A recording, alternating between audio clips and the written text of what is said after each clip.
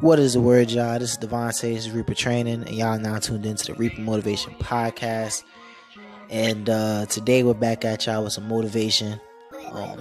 This one right here is gonna be pretty special to me. Like I think this is like when I went back and went through my notes, I was like, man, this is gonna be some good information for everybody to have. And as you can tell by the name, we're going over the 5 pillars of self-investment.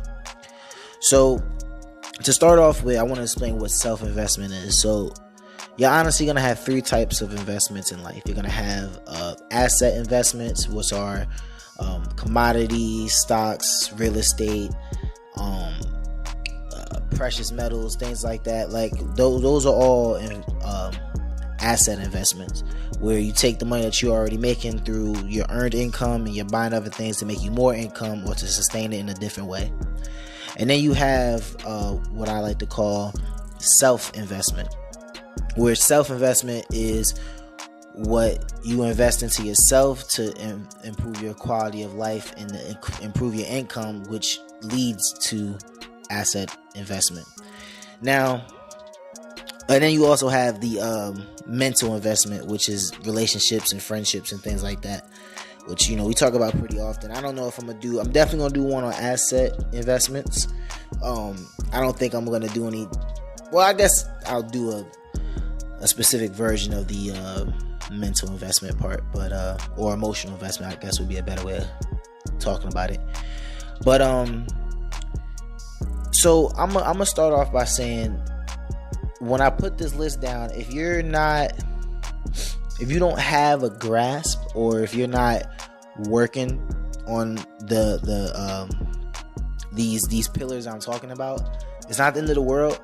But I am going to say, this is how strongly I feel about this. If you are in your mid to late, if you're in your late 20s or in your 30s, and you don't have, if you haven't started at least 4 of these 5 pillars, then you need to like really reevaluate yourself and really evaluate where you're at in life, and really like get a hone on things, like, and start, like, the alarm siren should be going off. Like, it's time to get things going. You know what I mean? It's time to start hustling. And that's not me saying that to judge nobody or anything like that, but more than likely, if you get people that go through their lives without ever truly investing in themselves. When I mean not investing in themselves, I'm talking about like they kind of just float around, and wherever the wind takes them is where they go. And like I told y'all, man, the whole thing about being goal hunters and being goal oriented means that you need to set yourself apart from others, and you need to set yourself up for failure. Self-improvement is not just for, it's not for fucking hoes. It's not for looking fly. It's not for social media, Instagram, Facebook. It's not for that. It's to improve your quality of life and how you live. And that's the most important part of self-improvement. And it's really, I don't see a scenario where if you don't have these 5 pillars, if you can ever really live a fruitful life, just a stable life. I don't really see without these things if that's even possible. Now, that being said, it's fine to work on things. If me looking at this list right now, I'm about 3 of them in. I have 3 pillars that I'm starting on. Well, yeah, 3 of them I started on, maybe 4. And you know, your completion of these pillars probably wouldn't be done until, or most of them until you're in your mid 30s if you started now. But enough of me explaining it. Anyhow, so the first pillar of self-investment is going to be a skill, education, or trade. Now, first and foremost, I want to say, so this is basically, you can break this down into a couple ways. So as far as education part, there's degrees. Now, degrees right now get a really bad rep with college because of the student debt and all that. I'm gonna keep it a buck with you. If you're gonna go to college and you're gonna get a degree in fly watching, or you're gonna get a degree in breakdance or some dumb shit like that, then yeah, like, you should probably, like, degrees are stupid. But if you, let's say when you were in high school, let's say you were really good at math, right? And let's say on top of being really good at math, that you were very mechanically inclined, like you were good with like engines and stuff like that, like you worked on your car. I would strongly consider you going to college and trying to be an engineer, right? If you go and become an engineer, you'll be making 6 figures a year, right? As an electrical engineer or they got different type of engineers. You could be making 6 figures a year. Now, if you, let's say you get out of college with $120,000 in debt, right? 10 years, you be all right. You have it paid, you have a house, you have all that stuff. Is worth it at that point. But now if you go get a degree in wine tasting or some dumb shit like that, like they got all types of retarded degrees or what's that one, philosophy, some dumb shit like that. If you do that, then yeah, the degrees are stupid. But you need I'm not saying you need a degree, but that is a pathway of you. That this first one that I'm talking about, this first pillar is the most important pillar, because you're gonna need one of these 3. If you don't have one of these 3, your life will never be stable. Period. I don't care what nobody tells you. I don't care what you need to just go buy some real estate. No, if you don't have this one pillar, because I'm telling you right now, this pillar is going to be the difference between you being homeless in a recession and you having food on the table during a recession, right? You need to, this number one block is so important. I don't know if y'all know, but back in the day, in like the medieval times and when they were creating Egypt, which was before medieval and all that stuff, like people used to kill for trades. Those were skills that people guarded with their lives because they were so valuable. Because people understood that if you had a trade, that you can always feed your family. Or if you had a skill, or if you had a education, people they held education like. You can just look at the slaves back in during slavery times in the U.S. They didn't want the slaves to read. Why? Because knowledge is so powerful. And you saw what happened when certain slaves got the ability to read, the Frederick Douglasses and things like that. When they started to expound on their knowledge, you could see the effect that they had on the world after the fact. So it's very, very important. So, getting the education or skill or trade, and now getting into the skill or trade side of it, this is such as learning how to be an electrician, learning how to be a plumber, learning how to be a welder. All these things, you're first and foremost, I want to debunk something when it comes to skills and trades. You're not limited, you're not capped off of having a blue collar job.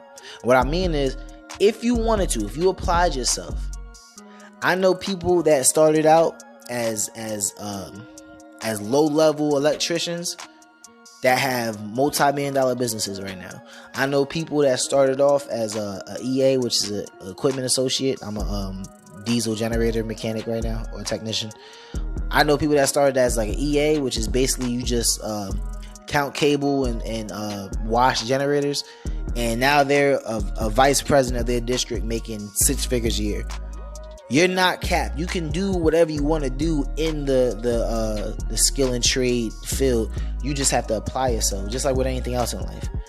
So if you don't have one of these 3 things, if you don't go to school and get a useful degree, if you don't go get a skill, education, or trade, you're never going to be stable in life. And I'm telling you right now, the reason why I'm doing this before I do the asset investment, nothing else you do you shouldn't, let me put it like this, until you start on this pillar of your life, until you start on this self-investment pillar, you shouldn't be trying to invest in stocks. You shouldn't be trying to invest in real estate. You shouldn't be trying to, if you're not already in a relationship, you shouldn't even really be worried about being with a hoe right now. You shouldn't really be worried about getting a relationship right now. You should just be focused on getting this together, because this is going to be the difference between you feeding your family and you not feeding your family. This should be the most important thing. And if you're just kind of doing something right now that doesn't require one of those 3, I'm telling you right now, when things get rough, when the economy destabilizes and all that other shit, the first people to suffer the most from it are people who don't have one of those 3 things that I listed. Because when you have it, no one can take it from you. And that's why that's the number one pillar. That's why it's the most important pillar. The other ones, they're all important in their own way, but I don't think any of them supersedes how important that first one is. Because I'm telling you right now, you need a skill, education, and trade. And if you don't know, like, if you're not sure where to start, I actually want to add this in there too. So there are civil jobs such as being a police officer or a firefighter, or you can also join the military. All those are viable options. I'll touch on it a little bit more later in the podcast. But I would say, if you choose to go any of those routes, whatever you can do to make yourself more valuable in that career, in that job field. So as far as, like, I know in the military you can go to different schools and stuff like that. Do it. Make yourself as valuable or as much of a commodity as possible, because those are jobs that you are slightly capped to how much you can make. Because, I mean, if, let's say if you're in the military, if you decide to stay enlisted, the highest you can go is an E9. However, you can maximize your what's the way to put this? You can maximize your ability to move up faster depending on how much of a commodity you make yourself. So if you're an E4 in the Army or in the Marine Corps or something like that, which is the 4th pay rank, if you decide to go to a bunch of schools and learn a bunch of things and cross-train and all that, then you can move up the ranks faster. And the faster you get up the ranks, the more you have money to invest in yourself and in other things, and make yourself more financially stable and comfortable in life later on. All right. So that is pillar number 1: skill, education, or trade. You need to be I don't care who you are. If you're not starting on getting one of those 3, you need to be starting now. I mean, like, really, like, you should cut this whole podcast off or keep it on and run outside and start looking right now. Like, that's how important that shit is. That should be number 1 on the clock. You gotta find one of those 3. They're super important, bro. I'm telling you right now, you will thank me later. I'm not even joking. You will thank me later. I promise you. All right. So now moving on to the second, right? Number 2 is the second pillar of self-investment is savings. Now, savings is weird, right? Because I'm not one of those people that believe you should save 3 years worth of income and all this other shit. Like, at some point you gotta invest in other things. But I would say, and this is something that I do struggle with myself. You know, I try my best, but, you know, trying to, especially when you're young, getting your footing, which is why I understand. That's why I'm saying with these pillars, like, as long as you're trying on some of them, like I said, the first one, that's not even an option to try. You need to be doing that now. But as far as the other ones, like, it's gonna come in different ways. You know, some of them you may be able to do right away, some of them you might not be able to, some of them you still gotta learn, some of them you gotta work through. So, and savings is one of those, because it can be difficult sometimes, because now everybody has the excess money to save, right? Or is in the position where they can have a really great savings.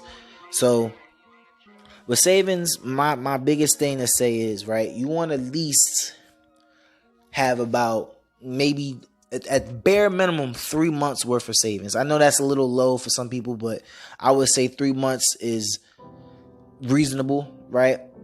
And I would say for that 3 months, 40% of those savings should go into a CD, which is a certificate. Now, the reason why I say 40% should go into a CD is for 2 reasons. For one, if you put your savings into a CD, one, it appreciates better than in a normal savings account, which is pretty good. 2 is it's not as easily accessible for you to go and take money out. So the biggest thing with savings is, if, just like we all know, when you get fucked up or when you just want to do a little something extra, sometimes you have a tendency to dig into your savings. You know, we're all subjected to it. But if you have a CD, now you gotta go through the whole process. Like, bro, when I had me a CD with Navy Fed, I used to be so annoyed. You gotta go there, you gotta show ID, you gotta talk to the motherfuckers. They ask you all these questions. It's almost like they're trying to keep you from taking the money out too, which in the long run helps you out, because it's like, do I really need that bread? Like, if you out, you know, you done bagged you a thought or something like that, and you like, all right, I just need to borrow an extra couple $100 so I can take her out, and then you like, damn, I gotta go to CD place and I gotta go to the bank and talk about the CD and take this shit out and all this other stuff.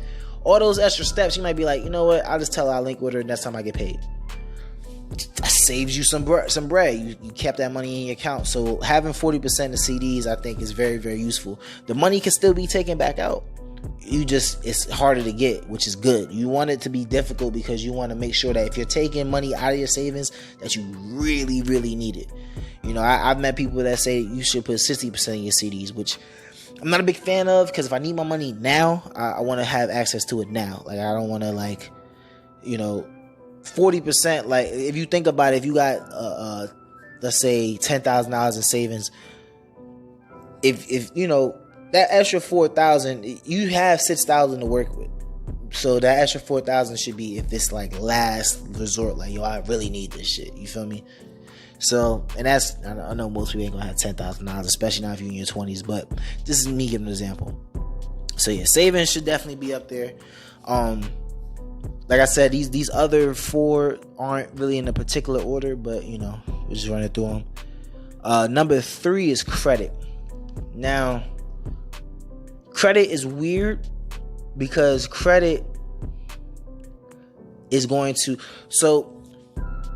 in my opinion, your biggest asset to yourself is your self-investment, the first pillar, your skill, education, and trade, because that's going to be the majority of how much money you make in your life, right? Your working money is normally going to be the majority of your income in your life. It's rare that you're going to have somebody, unless they're super well off, that's going to have a bunch of passive income that's making up for most of what they live off of. It's going to be their skills that they have.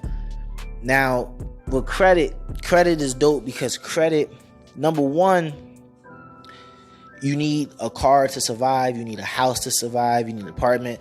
Credit, you can't do anything essentially without credit. Anything. You can't buy a house, you can't, credit cards, all that stuff. Credit, I can do a whole podcast about credit in and of itself. It's so important. First things first, you need to become knowledgeable in credit. The biggest, and like I said, I don't knock nobody's hustle, but people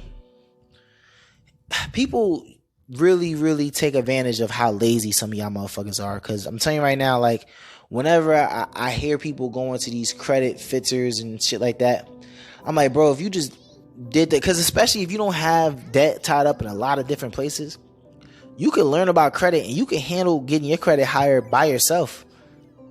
Honestly, like, if you only have a few outstanding debts and shit like that, and a couple things with your money tied up, you can get that. And you should know the information about your credit. You should know how to raise it. You should know the percentages and all this other stuff. Like, that should be something, and it's readily available. Like, I found all this shit out about credit in a month or two, and like, just reading articles and YouTube videos and talking to people who are knowledgeable, and just learning the information as you go, little laws and stuff like that. It really isn't that difficult to learn. And you should, like I always say, if you're going to use somebody, that's fine, but you should have, you should be studying what it is you're paying somebody to do also. Just so, if they're not on par with what you want, that you can always, hey, bro, you might have forgot this, or, how does this work? Or you bring things up, because nobody's going to do for you like you. You know what I mean? But you gotta really prioritize it, because I just feel like people are so quick I'm just going to give to a credit repair company, let them do it. Nah, bro, you should know. Like, you should learn some of that shit, bro. This is useful. You know what I mean? This is the difference between you having a home for your family or not.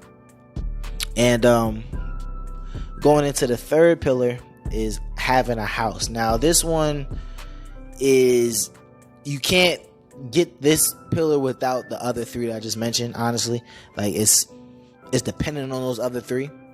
The reason why this is going to be one of the later, I should have made this last, but this is a big pillar of self-investment, because as a individual, for most people in America, if you look it up, most middle class individuals, their biggest asset is their house. That's their biggest asset. If they as far as what's worth most in their life, more than stocks, more than anything else, their biggest asset is normally their house of residence. If they have a house, if they own a house, having that is just going to set you up for success in the future. This is something that you can always, if times get hard, you can sell. You could, this is one of those things that if you don't have, or if you're not striving to have a house, right, you're essentially just bypassing a opportunity to have a huge asset. Like, it's almost like if I told you, hey, I'm gonna give you something that if things get rough, you can get $60,000-$80,000. You know what I mean? Or something that's gonna constantly appreciate in value. It's just there's so many benefits to having a house. Don't get me wrong, having a house can be a pain in the ass. I got a lot of homies that own houses and they go through it sometimes, but it's a huge asset you need to be working towards having. And again, just like I said with the credit, learn about it. Learn about the whole, like, I'm looking to buy a crib this next coming year, and I'm slowly but surely, I mean, I've been doing a little research and stuff, but I'm really starting to vamp up on like what I need to know about housing, about closing deals, all that stuff and shit. Like, I'm starting to introduce the information to me because I need to know. Don't get me wrong, I'm gonna be having people doing shit for me, but I need to know my P's and Q's so I can make sure they on their P's and Q's, so I watch them watching my money, watching, you gotta keep eyes on motherfuckers, man. I don't, like I said before in a lot of other podcasts, I don't trust people, and I want to make sure I'm in the loop about what the fuck's going on. I'm not gonna know everything, I'm not gonna know as much as they do, but I know enough to make sure that shit's going right. So study it. Don't just leave it up to, I'm just gonna get an agent, or I'm just gonna get this attach repair company, or I'm just gonna learn some stuff. I mean, you can still use those. They're good tools, especially if you're as busy as I am. Yeah, you definitely use those things, but don't use that as a crutch to just say, oh yeah, cool, they'll handle it. Nah, make sure you got your eyes on that shit. They don't care about your money the way you care about your money, put it that way. And the last part of the 5 pillars of investing and self-investment is going to be your retirement. Now, this, honestly, if I didn't rank these after the first one, but this could have been second. I'm young. A lot of us are young.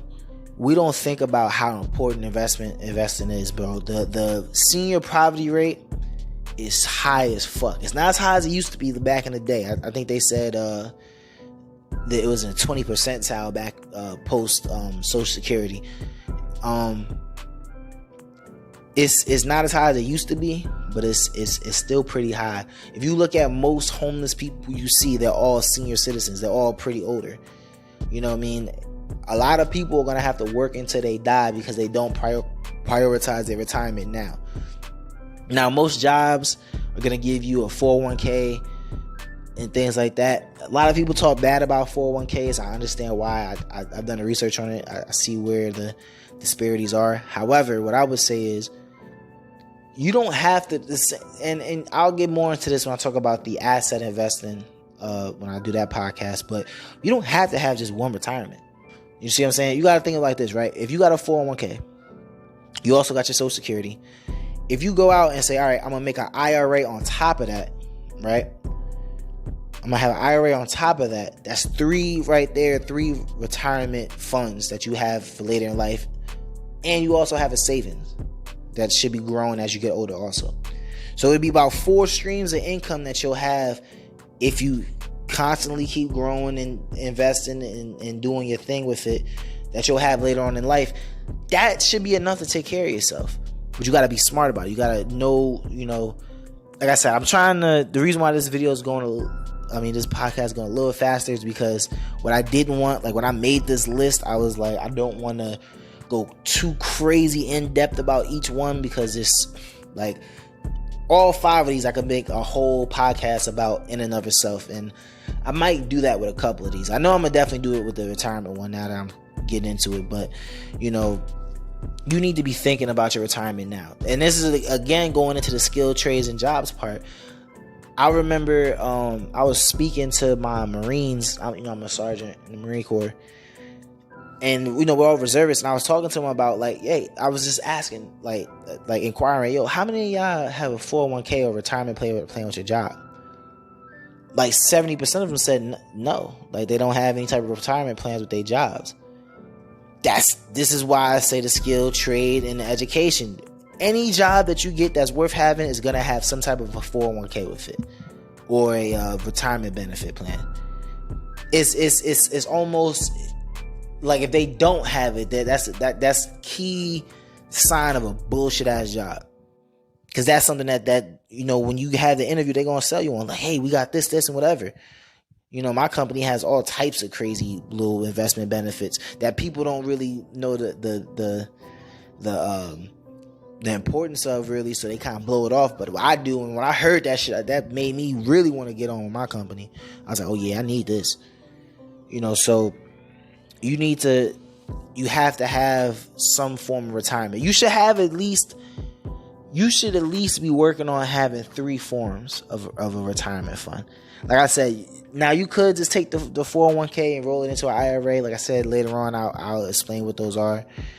You could just combine 2 in 1, but I would just, me personally, I like to, diversify your funds, man. Diversify everything. Don't leave all your eggs in one basket, because they could turn around and say, hey, you can't get your Social Security. Well, bitch, I still got 3 other ones. You know what I'm saying? I still got my savings. I still got my IRA. I still got my 401k. Fuck it. So, or they might say, hey, your 401k tanked, so we're not letting you out. All right, I still got 3 others. And it doesn't seem important now because we're in our 20s, or you might be in your 30s, or whatever case may be, or even in your 40s. It doesn't seem that big. But man, I'm telling you right now, I see it a lot, especially in the area I live in, because it's like the older population in the 757 in Virginia is big as fuck. I don't know why. But I see it a lot, man. I see a lot of struggling old people, and it's sad, man. And it's one of those things you really have to really prioritize, man. Remember, and it's not even just that. Like, if you having those funds, if you don't make it to that old age, all those funds go to your kids and to your family. Or if let's say you don't use whatever you don't use when you're older, those funds go to your family and your kids. Like, it's. Well, I'm gonna get into the asset investment, portion of this later on. But like, this is all these things are just setting your life and your family's life up for prosperity in the future, and you should take it very seriously. It shouldn't be one of them things that's like, whatever. I get to it when I get to it. And like I said, like, I'm not even fully, like, right now, if you was to ask me, I'd say I've started on all 5 of them, well 4 of them, but I'm probably well versed with really just 2 of them right now, as far as the 5 pillars. I say 3 of them.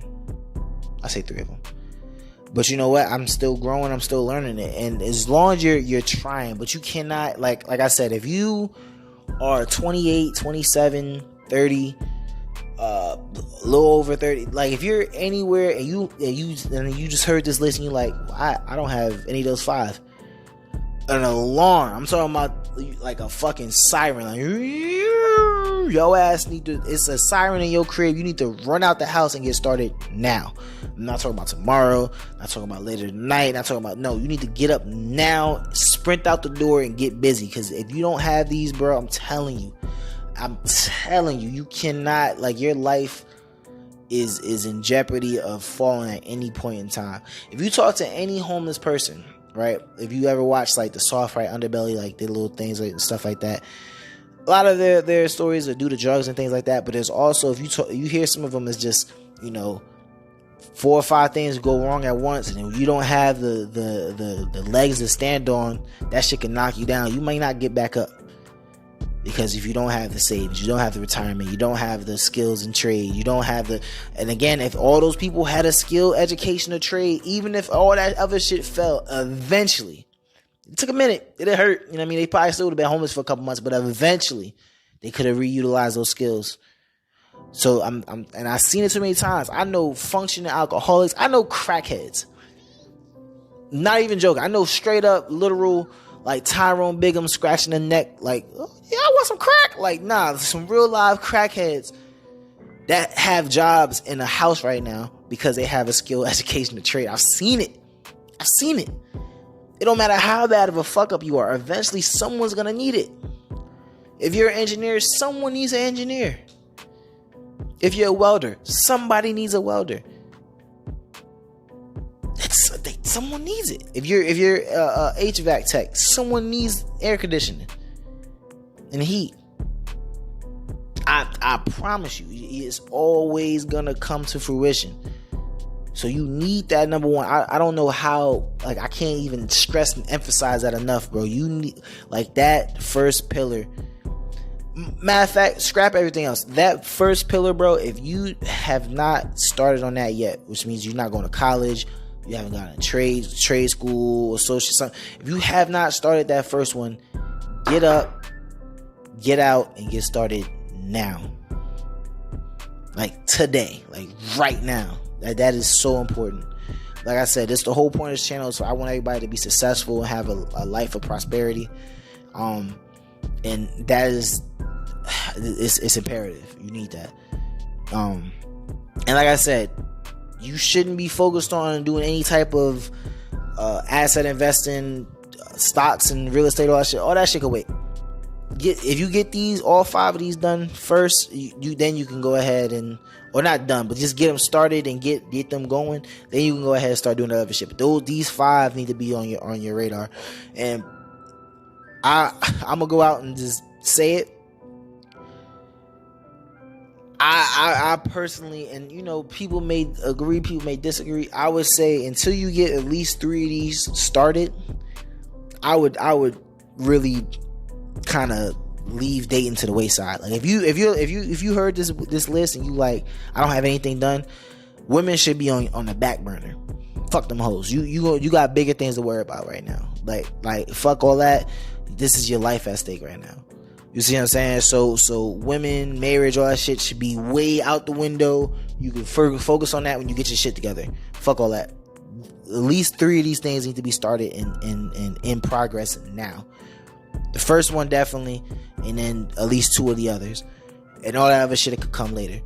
You know, I think a lot of this, you know, I was talking about the red pill thing. I think a lot of these things are getting convoluted to where, you know, they're kind of missing the point of what the self-improvement thing was. The self-improvement thing was to have a better life for you and your family when you have a family later on.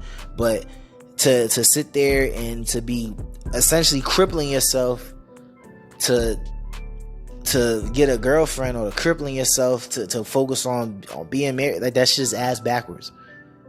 Back in the day, I know everybody likes to pull in the 50s and in the 40s and the 30s. They stayed together for yada yada yada. You know what all those men had in common before they got married? They had factory jobs, they had skills, they had all these things. They had a fucking financial life. They had a financial life. That was all things they had in common before they got married. So all this other shit is I can't tell you. I know so many people. Like there's a dude that I was working with not too long ago that like always complained about money, always complained about bread. You know, he's struggling with this, struggling with that, just constantly complaining. But yet this motherfucker's out doing dates and talking about I think I found the one. Motherfucker, you didn't solve your issues. What the fuck? What are you worrying about bitches right now for? What the fuck we doing? You worried about this lovey-dovey shit and you broke? Motherfucker, fuck her. That shit can wait. That shit'll come later. You need to get on your grind, bro. Fuck all that. And don't get me wrong. And honestly, like, it's ass backwards because I think what they say, 60-70% of divorces happen due to financial issues. That's what that's based off of. Motherfuckers worry about the wrong shit. Fuck. Bro, deal with that shit later. That shit's back burner. Fuck them parties, fuck them women, all that shit. Get on your grind, bro. Fuck all that shit. Like that. And if I'm being truthful with you, bro, you'll find a lot more happiness chasing your purpose than you will trying to look for love and all this other goofy shit. Like, I mean not call it goofy. I'm just like, you'll have much more of a life of fulfillment if you prioritize your purpose more than anything else. That's how I feel about it. And somebody could come in and say, you're bitter, and somebody hurt you, and well, listen, bro, I ain't never heard a hustler say no goofy shit like that. Not once. I ain't never in my life. I don't know nobody who I know who, or the people who I look up to that I think are some real deal hustlers, some real make it happen individuals, some real well off individuals. I ain't never heard them say no goofy shit like that. Because if you talk to any of them, I guarantee you they'll tell you that they put their goals before everything for the most part, until maybe they had kids or something like that, and then they put their kids. So motherfuckers can't hurt my feelings saying no goofy shit like that. Because like I said, I listen to hustlers. Benny the Butcher had one of the best lines. You know what I mean? I don't care about haters. I'm only concerned with hustlers think. Straight up.